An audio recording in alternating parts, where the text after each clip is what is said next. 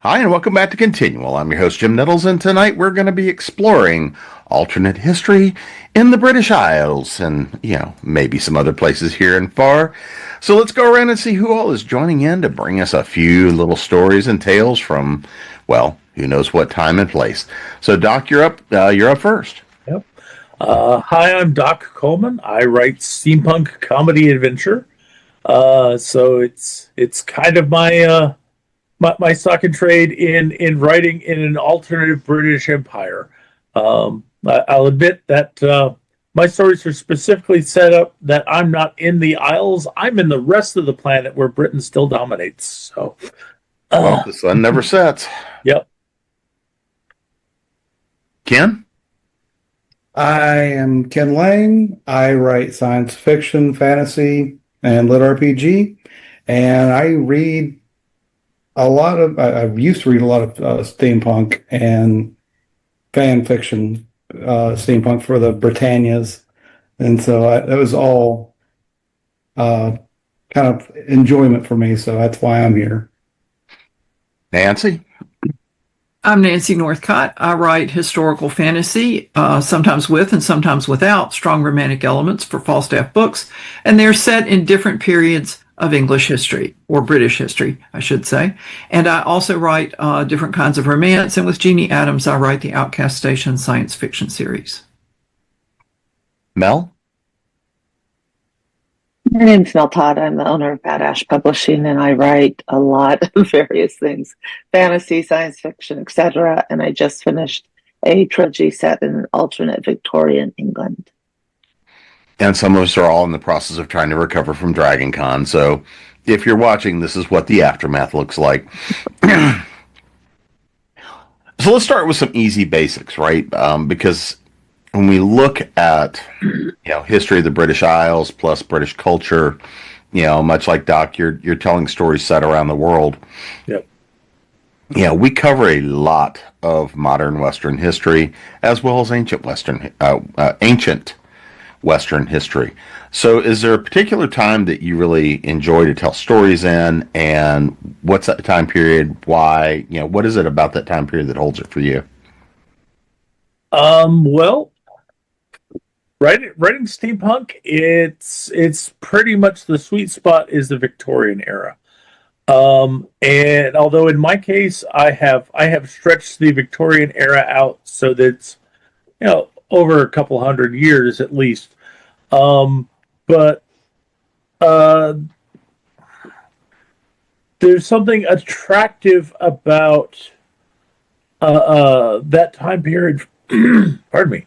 Attractive about that time period for me because anything is possible. The Brits were into anything. And it's one of the things that I say often is what I love about steampunk is that it is perfectly reasonable to have somebody building a spaceship in their backyard so that they can go to Venus to meet with the Venusian ambassador in order to get assistance in their never-ending war against the fairies that live in the bottom of their garden.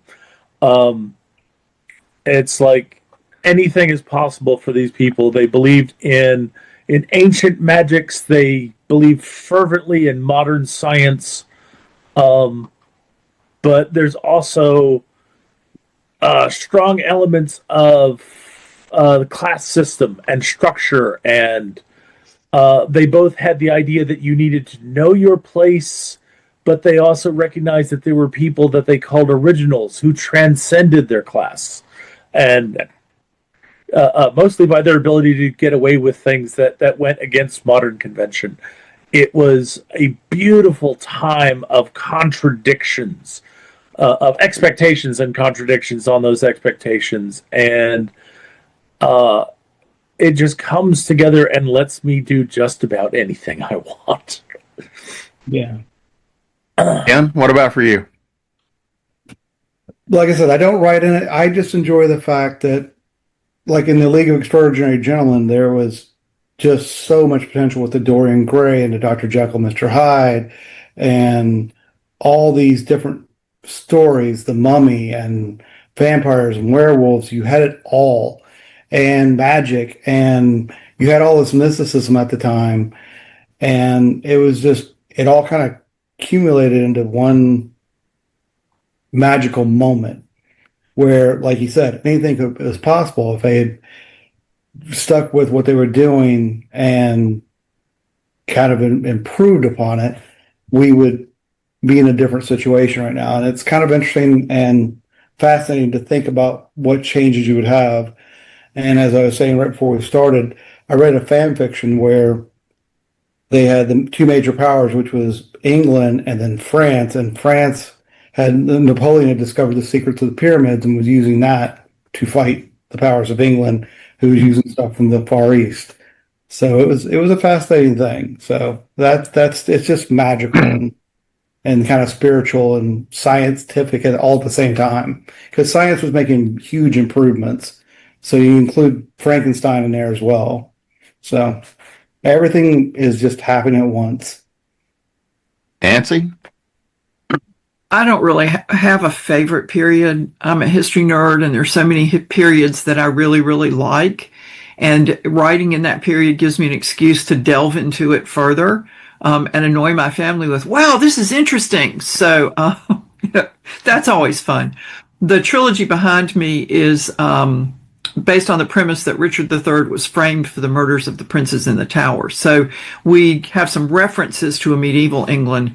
And mine is pretty much standard England except with magic. The first book, The Herald of Day, the villain actually does change history, English history. And the characters have to figure out, what is this weird stuff and why is it happening and how can we stop it? So that was interesting. And the stupid thing about writing in multiple periods is then you have to go to a new period and find out how people lived, what their homes were like, what they ate, what was the social hierarchy like. And I love doing stuff like that, but it is kind of overwhelming at times just to dive into all of it. The Steel Rose, the middle book, takes place in the 100 days between Napoleon's escape from Elba and the Battle of Waterloo. And the mystery centers on why are people flocking to Napoleon's banner when he bankrupted France? What's going on? And then the third one is one of my all-time favorite historical eras, which is the summer of 1940. And it opens with the Dunkirk evacuation, which was a huge success and much ballyhooed, although, as Winston Churchill said, wars are not won by evacuations. And then it ends in the fall, about the time the Blitz starts and Operation Sea Lion is involved. So it's alternate England in the history that magic is involved in the books, and presumably actual England in this era didn't have magic. And of course, in the era of the Herald of Day, they burned people who had magic. So, that offers complications as well. And Doc was mentioning the social hierarchy. And sometimes that's very handy because it causes complications for characters. If your characters are not at the peak of the social heap, then sometimes they have to get around problems that others who rank higher than they are have caused. So I have a series of novellas coming from Falstaff, which are set in the same periods, except there's also a World War I, because I got interested in England during the First World War, and being interested in it, decided to write something about it. So that's a very long answer to your question. And the bottom line is I don't really have favorites. Whatever seems interesting and fits the story, I'm happy to dive into. Mel? I'm kind of like Nancy in the fact that I don't necessarily have favorites. What I like are pivot points in history. The Victorian England is a great pivot point because a lot of things started there. Other pivot points can be something interesting. I especially love it when somebody either lives or dies, such as what happens if Ferdinand lived instead of being assassinated and kicking everything off. What happens if the Japanese didn't bomb Pearl Harbor? How much later do we get into the war? One of the fun alternate history series I've seen lately is on, and of course I completely space it. I think it was on either Amazon or something, but it was where we didn't land on the moon first, the Russians did, and it changes everything. Do you remember the name? That's a For All Mankind. It's a TV That one. series on Yeah, Apple TV. Apple Really TV. good series. So I was watching that, and that's just fascinating because, again, it's a pivot point. And I mean, the story that I've written is in Victorian England, but all of them are just fascinating. And if you change this one little thing, what happens to the ripple effects across the world, not just that one country? Well, I kind of want to start with that notion of the Victorian era because I don't think we can. I mean, so much alternate history is written in that period of time. Some of it is written where it is extremely close or even just kind of set in the period. Others, like, a lot of steampunk, other pieces really do stretch it. I've written a couple of stories that are set in that period of time. And to me, one of the things that's really fun, in particular, I set a story that was in 1899. Now, it was not set, it was actually set out of San Francisco, but it involved people from all over the world. And of course, there was this whole friendly rivalry with the British and having brought back fairies. But that's a different story. So, Ken, I'm going to start with you on this one. I mean, there seems to be a lot about the Victorian era because much to your point, this was a collision of changing belief systems as science came flooding through, but occultism and a lot of occultic belief was coming streaming back in. We see this as this really fascinating period of really strong Christianity plus occultism plus you have global conflict going on, and in many ways kind of that peak British Empire, for lack of a better term. So are there any stories in there that really kind of set that period for you? What is it about the stories of that period? Well, and I've been drawing blanks with the things. So again, I apologize. I had taken my stuff earlier because of my pain. So as far as what I like about it specifically, because I can't name the titles, is the fact that it's this clash between science and religion, be it Christianity or pagan or Asian mysticism, and it all mixed into this one thing under the British umbrella. And you combine that with, hold on a second.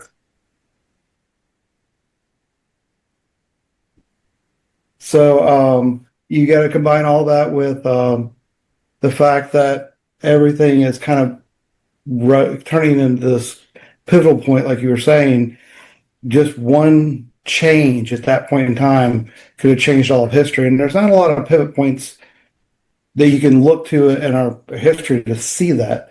There are minor things that create those changes, but anything at that point in time was possible. And as far as what they believed. So I just think that it's the occultism and the science and the dichotomy of the two that really kind of brought it together for me. And the clockwork and the steampunk, and as all the authors do in the steampunk genre, which is just amazing. It's one of the genres I'd like to write in. I just don't have the talent for it. So it's a little outside of my reach, but I have to respect the people who do it. I read a lot of it, so that's my answer. Nancy? I have not written in the Victorian era, but I'd like to recommend two series that I really enjoyed a lot. One of them, the author's name has changed. I think as the books reverted to her, she went back to her own name, but I'm not really sure. They were originally published under the author name Kate Cross, and it was a trilogy called The Clockwork Agents. And they were steampunk set in Victorian England, and the heroes and heroines worked for a group called the Wardens of the Realm, and they were spies. They're romances. Every book has a romance in it, but it has really good Victorian atmosphere, and I was just really engaged with it. I went right through all three of them because it's like, where's the next one? Do you mean this is all there are? Really? And the other series is The Iron Seas by Mel Brooke, and that's without an E on the end of her name. and it's Victorian England steampunk with nanotech and airships. And those books also have romances in them, but they're a little bit more on the atmospheric and the steampunk elements than my memory of the Kate Cross books is. But again, social hierarchy plays its role. They have to keep what they're doing secret because spies. In the heroine of the first book in the Iron Seas book, excuse me, I can't talk tonight. I'm going to blame it on DragonCon After Effects. The Iron Seas series, the first book is the Iron Duke, and the hero was a war hero, and there's a group of villains out there called the Horde, and he's built a merchant empire. But then a dead body drops from an airship onto his doorstep, and the heroine, who's a detective inspector, comes to investigate. And she is part Horde and barely scratches out a living in London society. And so a relationship with him could destroy her career and her family. But of course, as is usual in a romance subplot, they're really attracted to each other. And there's zombies and wastelands and hazards in the ocean, and the pace moves right along, and there's lots of action adventure. So I love those books. I really recommend them. I'm deeply disappointed that there hasn't been another. Mel? Honestly, I always enjoyed the Victorian because everything was shifting. The role of women was shifting. How nobles were viewed was shifting. The fact that people were working outside the home because you have the Industrial Revolution kicking off. You have the fact that a lot of the places that had been the British Empire were saying, yeah, no, get out. And it was just a time of great destabilization, which is fascinating to me, especially because historically everything it operates on a pendulum where you'll go super, super conservative and then super, super liberal. And it was just interesting how much Victorian England affected the rest of the world, which is fascinating when you realize it's a country about this big on the map compared to countries that are 10 times their size. But they also were the forefront of a lot of things changing. And so it's a lot of fun when you can go in and tweak things like making Prince Albert not die. What changes if Victoria never goes into mourning? Does she let more of her kids go away? Does the empire stay together for a longer period of time? Does the East Indian Trading Company stay in effect? And all of these are things that, even if you're not a student of history, had great impacts on how a lot of other countries evolved and grew into the countries they are today. If East India Trading Company had stayed intact and kept up their army, and they literally had an army, things would have been a lot different. Doc? So I've been enjoying everybody else's answers. I'd like you to restate the original question for me. It's kind of that principle of looking at the Victorian era, right? Mm-hmm. Are the elements, because there are so many things that come into just the period and how impactful it is even on the modern world, right? Right. So for you, are there particular stories, whether they're yours, they're others, things like that really kind of cement it for you, that cements what the story is for you and that the love of that time period?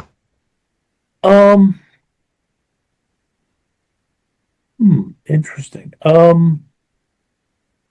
mean, you picked it to write in after all. I picked it to write in because I definitely love it. I guess as far as influences, I'm definitely influenced by the Sherlock Holmes stories. And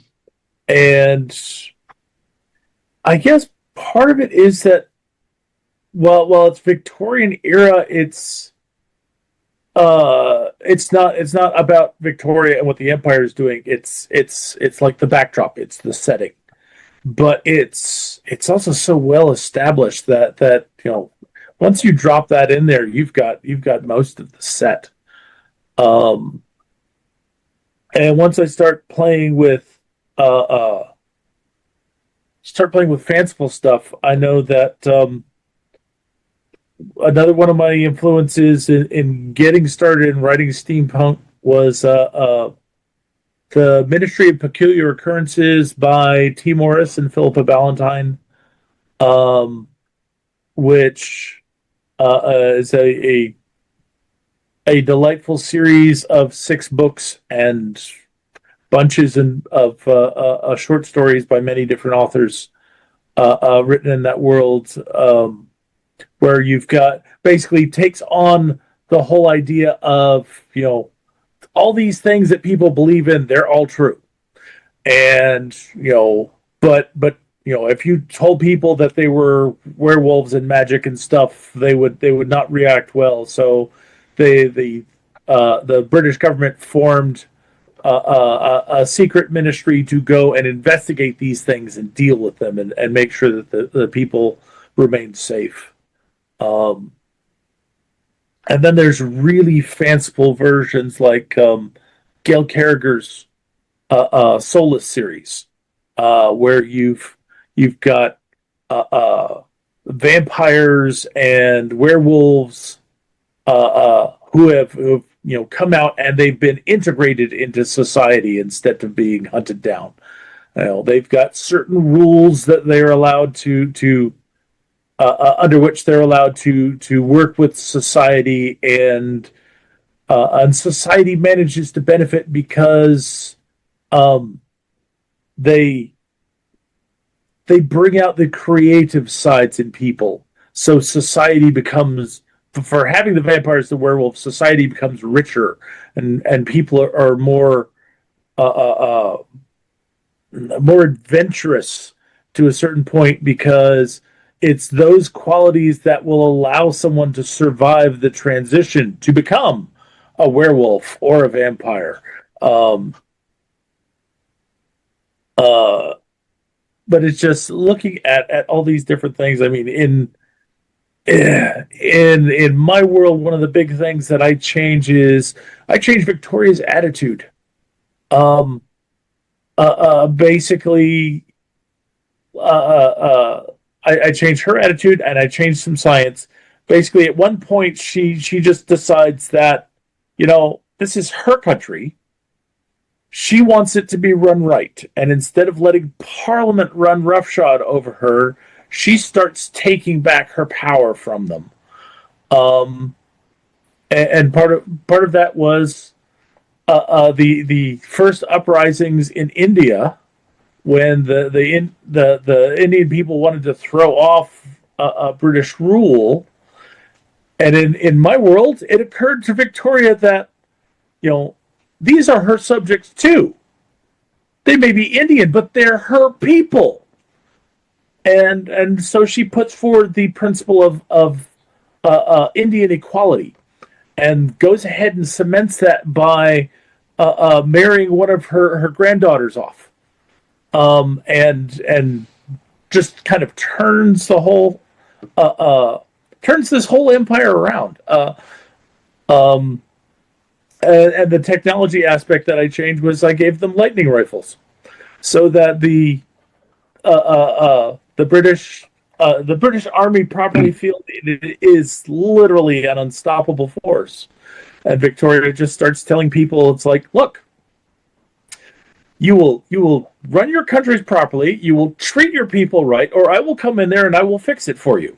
And you don't want me to do that. So it's like Pax Britannia is not just in the empire, it's outside the empire too. But it just it took those two things, and I just had great fun with it. Now I feel like I'm running on a bit, but so you can tell there's things that you can do that you just have great fun with. All right, as I'm also trying to recover from the Dragon Con plague. So Nancy, so one of the areas I have beyond the Victorian era, I have a lot of fascination for the Napoleonic era, right? So we see Napoleon and France making a lot of waves, right? Now, when we look at Napoleon and that period where we see him going into Egypt and making a lot of those changes, we also see in the British Empire many things happening. And of course, that notion of Napoleon getting a little froggy might have made the monarchy also a little bit of paranoid during that period of time as well. And I know you happen to have a little bit of a affectation for that period of time. So, what is it in that period of time that draws you there as well? Well, Mel mentioned pivot points. It's a pivot point. If Napoleon succeeds at Waterloo, Europe's back at war again. And the economy of the British Isles was steered toward war production up until 1814 and Napoleon's initial abdication. They were in a similar situation to what they faced in World War II, because the things they were accustomed to importing from the continent they could no longer import, because Napoleon didn't allow it any more than Hitler did. So they were having to get things from other places. And so it's one reason your country's geared for war. And then you win the war, and what do you do with all these soldiers who, whatever jobs they had before they went into the Army or into the Royal Navy, somebody else doing those jobs now. So what happens to them? And that's something I haven't explored as much as I would like to, but I think about it from time to time. The answer to why did so many people flock to Napoleon's banner is not really because of something magical like it is in the book. It's because they hated the Bourbons so much and felt that they had just torched France's glory days. And yes, Napoleon cost them the flower of a generation on the retreat from Moscow, but people were afraid of France and they respected France. And, having Russian troops living in Paris and occupying it when Napoleon was around. And so I think that had a lot to do with it, because it's really something that I don't fully understand. And I read a lot about it before I wrote The Steel Rose, because I was looking for a way into it. So I thought, the more I read, I might find something that would take me in through there. So Napoleon makes a handy villain, and he really was not in great shape when he came back from Elba. He had tried to commit suicide once before. And the surprising thing about his departure from Elba, to me, when I started reading it, was that he just waited until the governor of the island was gone. And his allies had I think it was a frigate that they had painted in the colors of the Royal Navy. And they just sailed up to Elba. And Napoleon had been allowed to live like an emperor in miniature with his devoted imperial guard all around him. And they formed up and marched him down to the harbor, and they got on the boat and sailed away. And it was that easy. But then when you look at things like Marshal Ney confronting Napoleon on his march to Paris, and Napoleon throws open his coat and says, "Who will be the first to shoot his emperor?" And Ney and his 8,000 men go over to Napoleon. There's still, you can say people hated the Bourbons, but that for me doesn't really fully answer it. And I think Napoleon must have been an incredibly charismatic person on top of everything else. Does that answer your question, Jim? Sure. If it answers it for you. It answers it for me, but I'd also like to recommend a series of fantasies, a fantasy series that's written during the Napoleonic Wars, and that's the Temeraire books by Naomi Novik. It's the Napoleonic Wars with dragons as Air Force, and I so wish I had thought of that first. They're really good books. They're really well written. She develops the history beautifully. And then another set of books that doesn't have the Napoleonic Wars in them, but takes place in an alternate Regency England, is by Stephanie Burgess, and they're based on the premise that Boudica won. She kicked the Romans out. And so the men do magic in this England, and the women do the politics. And some people are not necessarily happy with that division of labor. So it's alternate historical fantasy with some romance thrown into it. But the main thing, it's a really thoroughly developed alternate vision of England in the early 1800s. Mel, any thoughts about that Napoleonic period? I was never a big Napoleon fan. It's like if you ask me about Napoleon, I'm going to be like, he was stupid enough to invade Russia in the winter and was exiled to Elba. And he wasn't actually all that short. He was 5'6". I think I've just exhausted my knowledge of Napoleon. Doc?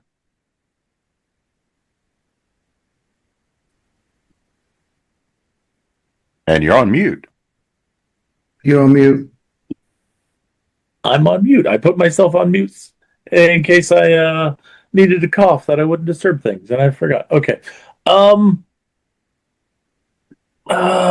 Interesting. It definitely feels like a much more militaristic period in time. Part of that just because Napoleon going and exercising the military muscle of France all over Europe.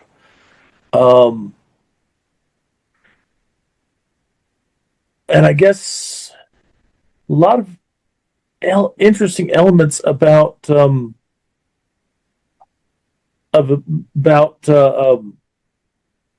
expansion and power projection there, but I can't think that I have a lot of Napoleonic era alternative history that I can pull up and reference to. I mean, the politics of the time are definitely interesting. Although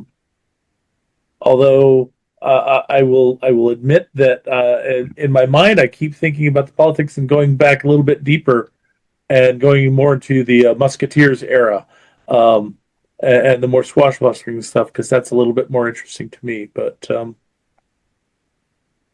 Ken, anything you've got on your side for that period? Well, Mel used all my material other than the fanfic and what I learned from it's not Almost Human, it's a werewolf, a vampire, and somebody else lives in the same house, where he got turned into a vampire. One of the house. Is it Being Human? Being Human, that's it. Yep. So werewolf, a vampire, and a ghost. that is the extent of my Napoleonic knowledge. So most of it's fictional and not necessarily anywhere in the ballpark of reality. So Well, Jim, then. could I add one thing that I forgot Sure. to say? The British were very, very worried after the French Revolution because they knew that they had a very similar social hierarchy, although not as bad as the French. But then you get the Corn Laws in the early 1800s, and the price of bread is going up, and people are dependent on that. So there was a lot of anxiety about a popular uprising, probably to an exaggerated degree, because there wasn't really anybody fomenting anything like the French Revolution. But that was a concern for the British government during that time, because you had mentioned something about that and looking at France, and I didn't touch on it. So thanks. So, Mel, I'm going to start with you on this one.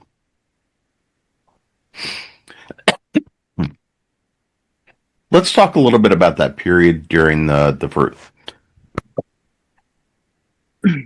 World Wars, right? World War I, World War II. There is a lot of alternate history done, especially around World War II. But are there any alternate histories that are set in that period, looking at the Britons, looking at how they addressed things, looking at how they were looking at the war, looking at how they were looking at Germany and the rest of Europe? Are there any of those alternate histories? We started going down that period anyway, but are there any stories there about those particular pivot points that you want to dive into? My response would be anything by Harry Turtledove. Probably mostly so it was one of the questions at Dragon Con, how much time do you spend researching? And my answer was as little as possible, because otherwise I'll spend days going down rabbit holes. So I tend to mostly write fantastical things where I can hand wavium anything that doesn't work for my stories.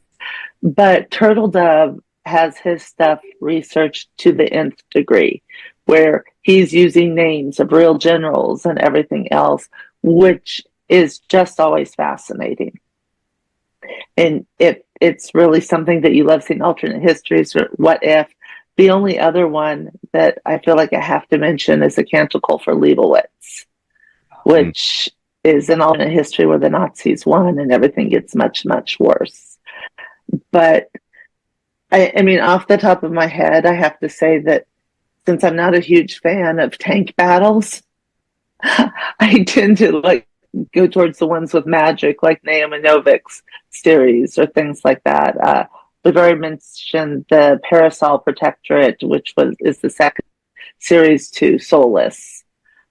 Actually, no, it is the Parasol Protectorate is the series Gail Kerrigan wrote first, and the Custard Protocol is the follow-up series where you have the alternate history and stuff. So, yeah, no, if you want reading suggestions for alternate history from me, all I can do is just turn around and point to Turtle Dove.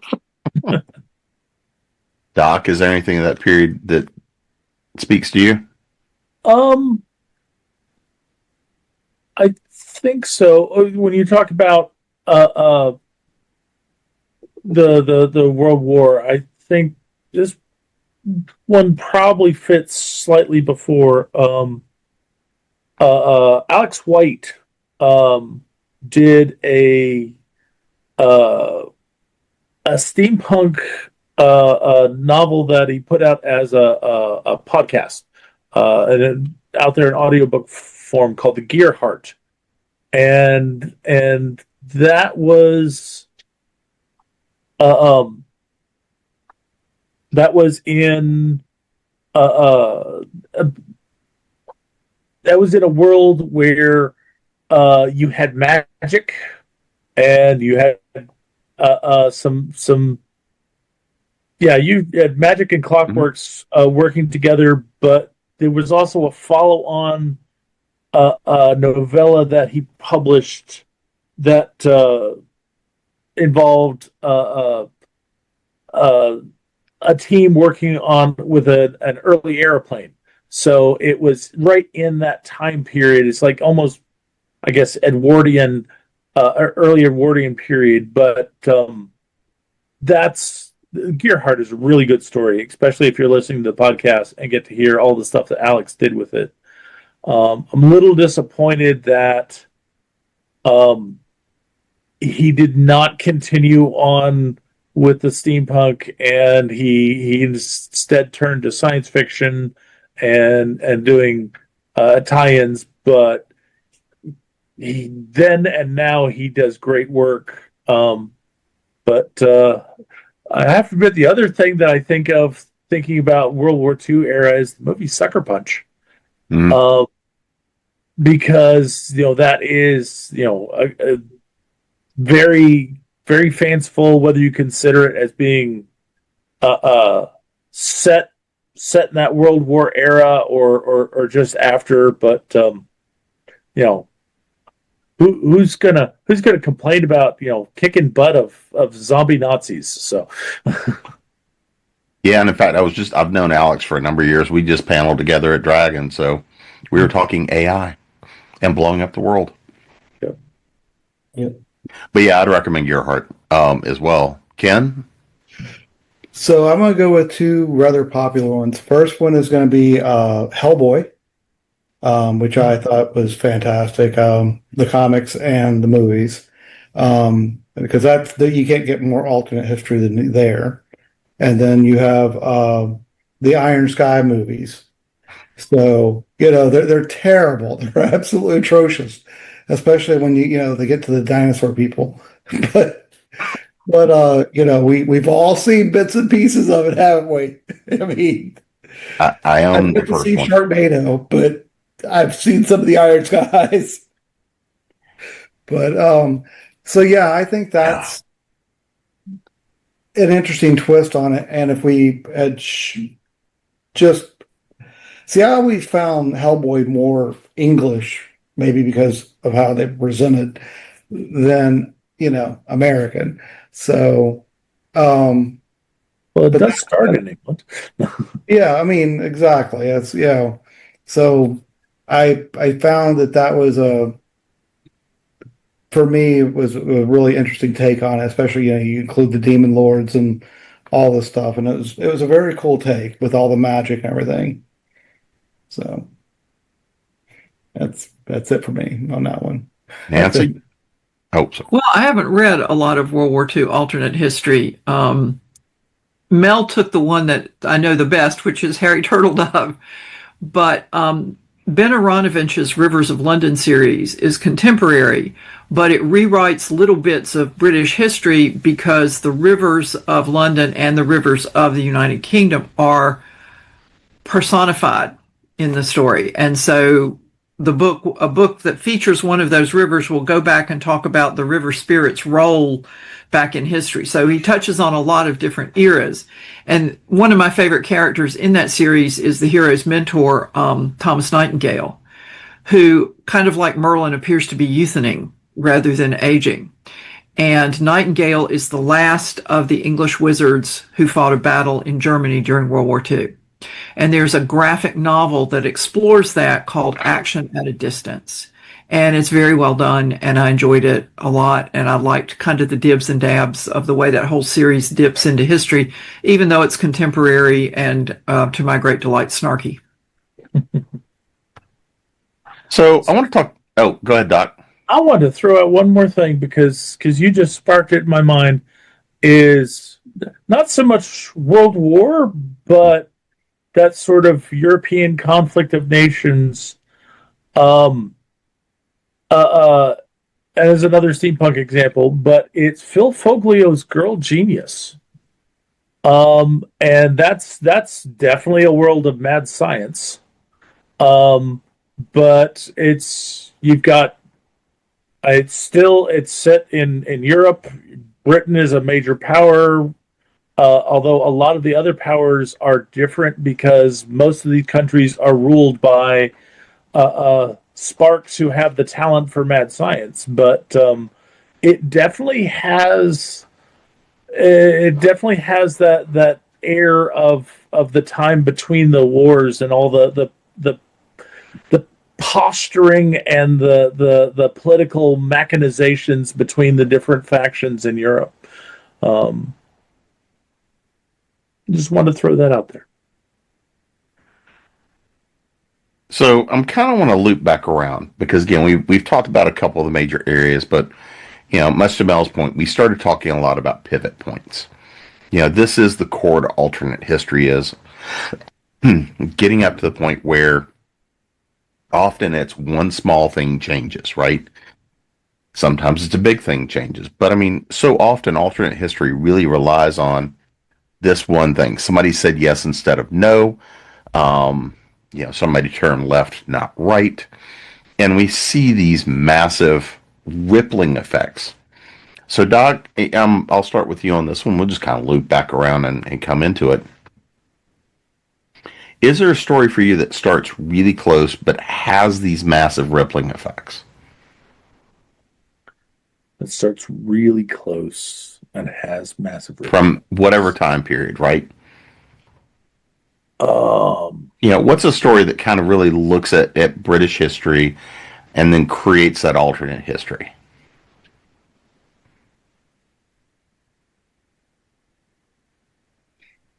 See, you're tempting me to point to my own stories because, like I said, I started with one technological change, which was the creation of a lightning rifle as a field operable device, which gave Britain a huge military advantage, and one social change, which was basically Victoria deciding that she was getting sick and tired of being pushed around by the Lords of Parliament because they were making mistakes, and decided that she needs to do right by her people, and by that all her people, and the ripples went out from there. There's a touch of magic in there in that Victoria becomes an immortal and is known as the Eternal Empress. And the empire, her reign stretches out over a couple hundred years, and she's still going strong. But then you get into the political things. It's like now Britain has become an unstoppable force. So everyone has to listen to Britain's suggestions. Especially when in the early days, a couple people start, no, we're not going to listen to you, Britain. You stay out of our affairs. We'll treat our people the way we want to. And the next thing you know, British forces come through and and liberate the people, and the life for the common people gets a lot better under the British occupation. But you still have all these pockets of resentment, and I love this world because there's so much festering. It looks nice and peaceful on the surface, but there's always somebody upset underneath with an axe to grind. That Victoria continues the emphasis on math and science, but at the same time, she creates this organization called the Ministry of Technological Security, whose job is to come down. It's like, oh, you've discovered something. Well, we're going to take possession of everything, and we're going to evaluate it to see if it's safe to allow out in the public. And if it isn't, no one will ever be able to see it again. You're not allowed to talk about it or publish to anybody. So I created a world of conflicts, and we're bizarrely, most people are kind of happy. Ken, what about for you? What does it make a good turning point? So I'm going to reference Doctor Who for a moment. Okay. So the invention of Torchwood. So basically what happens is Doctor Who went back to Victoria. Victoria met him, didn't like him, and decided she was going to stop the Doctor at any cost. Didn't really work out so well for her, but that was when Torchwood got created. So that was for me, that was very fascinating that they created a whole society to fight and hold off one individual. And especially since he seems to love England so much. So, it does help budgets. Well, there is that, but I just love the fact that that's how Torchwood was introduced. That was almost as good for me as the Face of Bo, but that's a whole different story. But yeah, the invention of Torchwood was just fantastic, especially since I'm going to say it wrong, an anagram, I believe, of Doctor Who. Yes. So it's really, that's probably one of my favorites as far as that sort of twist, and that they kept all that technology hidden that could have really changed Britain for the better and made it a world power, but decided to keep it hidden to fight the Doctor, which makes no sense to me, but whatever. So, but that's my favorite one. To fight the Doctor and the strange supernatural world that he seemed to belong into. Well, that's true, yeah.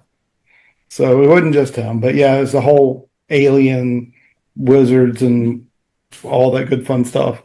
So, but that part fascinating. So that's probably the most popular version that I could tell people about. So, Nancy? Well, I was thinking of while everybody was talking, and in the era of the American Revolution, Major Patrick Ferguson invented one of the first breech-loading rifles offered to the British Army, and it increased the rate of fire to 6 or 7 shots a minute. Now, it wasn't widely adopted because there were some reliability issues, and Ferguson could not work out those issues because he was killed at the Battle of Kings Mountain. So if Patrick Ferguson has a minor wound instead of a fatal one, does the Ferguson rifle become the standard weapon of the British Army? Fast forward, and you get the Baker rifle. In the Napoleonic Wars era, the 95th Regiment of Foot, otherwise known as the Rifle Brigade, used the Baker rifle, and they were sharpshooters and were famed for the shots that they could make at distance. What if on the day they do the trials, Baker's crossing a street in London and a carriage runs him down? That's a pivot point. There's no Baker rifle for the British Army to use. In the Herald of Day, the plot is based on the villain discovering how to travel through time. And he goes back in time and changes one small thing in English history and sets himself up to seize power after the death of Oliver Cromwell and create a dictatorship of the Mageborn. And the changes roll forward in history and they get bigger. And I think at any pivot point like that, the changes get bigger as you roll out from it. Like you give Richard III another 20 yards at Bosworth Field and the history of England is different. There might well have been a Reformation, but it would not have been born of Tudor dynastic insecurity. So the circumstances would have been different, and possibly a lot of other things would have been different. And I like what Mel, well, we've all talked about, but Mel mentioned it first, is pivot points. Because, like you say, you change one thing, and lots of things are different. And so I like thinking about, or World War II, the King's Champion, Operation Sea Lion, the Wizards are trying to stop the German invasion of Britain. And Hitler dithered around and he tried to get the British to surrender and he tried to get them to become a protectorate. And part of his problem was that the Kriegsmarine and the German army could not work together. They didn't understand the theory of inter-service cooperation. But had Hitler managed to pull them together and invade early in the summer of 1940, he could have won the whole thing. Because where do you stage D-Day if you don't have Britain? So I like to think about things like that. Mel? It is so obvious I am not a history major. I mean, I enjoyed history, but I detested memorizing all the dates and stuff. It was much more fun treating them as stories. One of the ones that I've always loved to think about is what would have happened if not ancient, but if the Aztecs had not had the prophecy about a white man flying with sails of white, and if they had met all of the conquistadors and Columbus with weapons before they even set foot. What are the radical changes? What would have happened if the pilgrims from the Mayflower and the first couple ships had been left to starve to death that first winter? Or if the Indians had not been as generous, really for no reason, as they were? It creates some interesting thoughts to me as things start to spiral out. But even if you just get more recent, what would have happened if the pilots for the Enola Gay couldn't push the button? They just couldn't. One person made a choice that they couldn't push that button. And so those bombs were never dropped on Hiroshima and Nagasaki. It suddenly just gives you all of this, okay, wait a second, that changes everybody's position. And what happens then? Now, again, I prefer to write with fantasy and magic, so I usually come up with other reasons. Like in my Twisted Luck series, it wasn't that America set out to annihilate Hiroshima and Nagasaki. It was two renegade mages were trying to smuggle a suitcase nuke into China, and the teleport went a little wonky, and atomics really don't like teleports, and it exploded over Nagasaki and Hiroshima. So it's just fun to even give just different reasons as to why things happened and what can the changes. Because the further back you go that you change something, that's the whole butterfly effect. You travel into time and step on a butterfly. And yes, I know I said that wrong, but it's the idea that you go back in time and change one thing. And even though it's this little tiny thing, everything changes. And the further away you get to it, the more drastic. But like Ken said with Doctor Who, some things are, I think he called them locked moments in time. Fixed points in time. Fixed points. I tell you, I'm sorry, after 5 days of Dragon Con, I'm really lucky I remember what my own name is. No problem. No problem. But fixed points in time that you couldn't change those.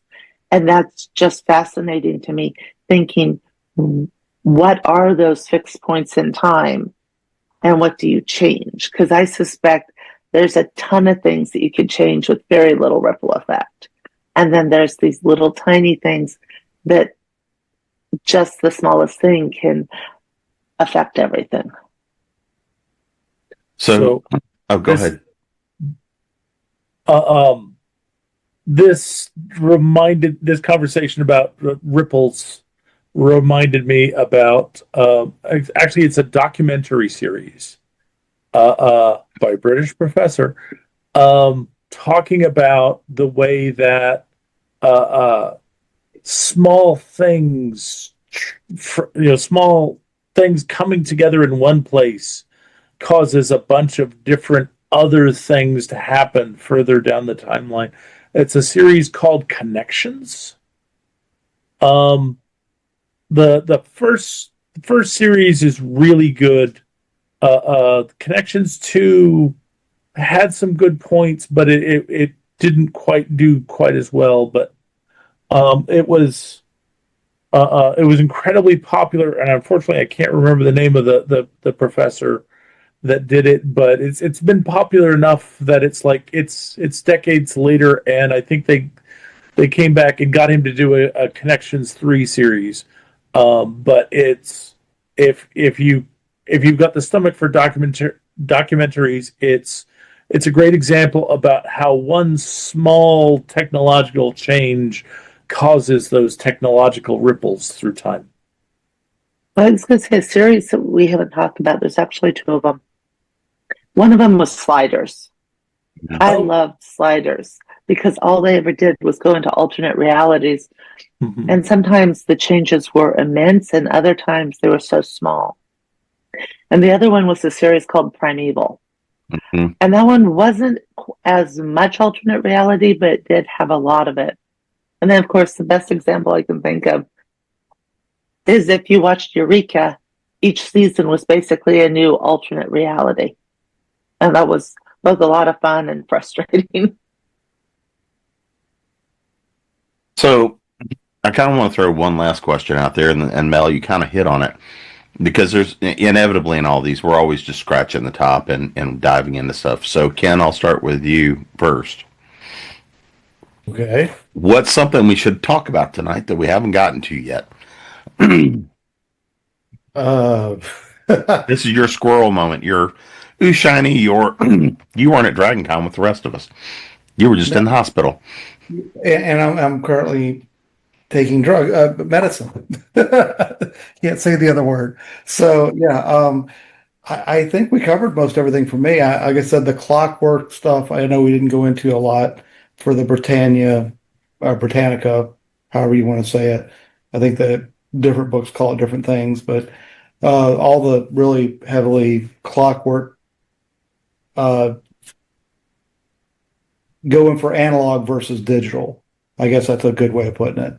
And really, I don't think we really covered that a lot, but everything else I think we hit pretty heavily. And it really showed some of our lack of knowledge of Napoleon. So, sorry. Nancy? Well, I'd like to mention a series that I've just tremendously enjoyed, and it's a sign of how much I enjoyed it, that even though the author did things in 2 books that had me going, you did not do that. I can't believe you did that. And yet I went on and read the rest of the series. It's Jodi, Jodi Taylor's Chronicles of St. Mary's. And St. Mary's is a group of historians whose job is to study historical events in contemporary time. Please do not call it time travel. And they go back to all sorts of different eras to observe famous historical events. And of course, things go wrong. And part of their goal is to avoid history being changed. And the theory is history will defend itself against change. So if you do something that's going to cause an alteration in the timeline, things are going to happen that are going to be not good for you. So it's kind of a spin in that they don't go to change history. They go back to observe it and try to keep anything from happening that could change it. And so I really enjoy it. Her historical research is just impressive, and her descriptions of different battles and historical scenes, the Minoan earthquake and the fall of Troy come to mind, were just really, really impressive and beautifully done. So even though I really did on 2 separate occasions want to scream at her, I really enjoy this series and I do recommend it. Oh, and they're not romances. They're historical time travel adventures. Mel? Hey. Well, I wanted to say, at least give a call out to Voyagers, the old TV series. I was going to That bring one. that up. Go ahead. I was thinking Voyagers was always fun. Most of the time, honestly, I think that there really should be a difference between factual alternate history, like some of what Harry Turtledove writes, and a fantastical alternate history, which is much more what I write. Because my series is an alternate history. But the other thing that we haven't really talked about that I kind of feel deserves a mention is Loki and the TVA, where they're constantly trying to get the timeline right. And I've always rather liked the idea that every time something major changes, it just creates a branch off of that timeline. So you now have two things happening, and then you turn right or left, and now there's three things. And that's always kind of been fun for me because it gives you an odd hope that maybe in other timelines things happen differently. And I'm not necessarily talking about world politics. I'm just talking about personal stuff. Maybe there was a timeline in which I joined the army. Maybe there is a timeline that I stayed and became a teacher. Maybe there is a timeline I had kids. And sometimes thinking of those alternate possibilities is kind of fun. Well, tonight when we went to go grab dinner, the place that's been a bookstore that's not been that long is now a collectibles place, and we hadn't been gone that long. So I looked and said, maybe we just hop timelines. Doc, any last thoughts? Mel brought up Voyagers, and listening to Nancy, I was reminded of that series and a number of other series because they're not so much. They're definitely time travel, but not to. But the main impetus is going back to repair the past. It's like the past has gone off track, and now we've got to fix it. Voyagers was one of them. Of course, Quantum Leap was one, which was much more a contemporary American, but sometimes dabbled over into the Empire, although not that far back. There's another one that I can't remember the name of. Time Tunnel did some British episodes back in the good old days. Oh, you're right, Time Tunnel. That's another one. Although Time Tunnel was more, let's rescue our guys who proved the damn thing works, but now they're stuck and we can't get them back. But yeah, well, but it was Quantum Leap before there was Quantum Leap. Well, there's both Quantum Leaps, but there was another series that had three people going in a pod back into time, and they were going specifically to go and fix events. Was that Timeless? Timeless. That's it. Yeah, because they had to figure out where they were going. They had to get the wardrobe together, and of course, the person who was in charge of the wardrobe was always complaining because she never had enough time to put everything together, as she should. But those are some great, fanciful looks into alternate history. From the point of going about and repairing the history. And of course, Loki was with the TVA is a brilliant one, although there's definitely a dark side to the TVA there, which is a whole nother show in itself. Wait, you mean what? There's a bright side to the TVA? I didn't know they had anything. That depends on how you feel about the sacred timeline. Well, considering I've been told I'm a variant, that's neither here nor there. Well, before we get out of here and we get lost in time, let's make sure everybody knows where to find you guys. Website, social media, of course, that latest release that somebody needs. So, Doc, you're up first. Right. I'm Doc Coleman. If you want to find out more about me and my writing, just go to your favorite search engine and search for Doc Coleman Steampunk. And that will help you find my website on doccoleman.com. It'll also help you find my Amazon author page, where you can see all the books I currently have in print, including my new book, The Kindred of Kali. And that's about it. Ken? Ken Lang, and you can find me at kenlangauthor.com. That's KenLenge author.com. So you can find me on most book sites and most social media is under Ken Lang. So pretty easy to find. Nancy? My website is nancynorthcott.com. I'm Nancy Northcott on almost all social media. And I would like to put in a last plug for Jody Taylor because she also has a series called The Time Police, because once time travel becomes possible, many people get the idea of, I'm just going to go back and change this so it came out the way I wanted it to. And the Time Police's job is to stop them from doing that. So, and the name of the Stephanie Burgess series is The Harwood Spellbook. So thank you for letting me add those corrections. Or Todd? Mel? You can find me at basically Badash Books on pretty much any social media. And notice it's ASH, not what I'm sitting on. And you can buy books from me. All of my stuff is in Amazon. And this is my newest alternate history. It is in the same universe as Twisted Luck, but this is 1865, and people are starting to come out as mages. And Prince Albert lived, and everything else goes a very different direction. And Prince Albert means a different thing than it does now. And you can find me at jamespnettles.com, authoressentialsworkshops.com, creatingpros.com, and of course here at ConTinual, unless of course I get thrown out for that last comment. Go stack up the 2B red piles and somebody fix this timeline.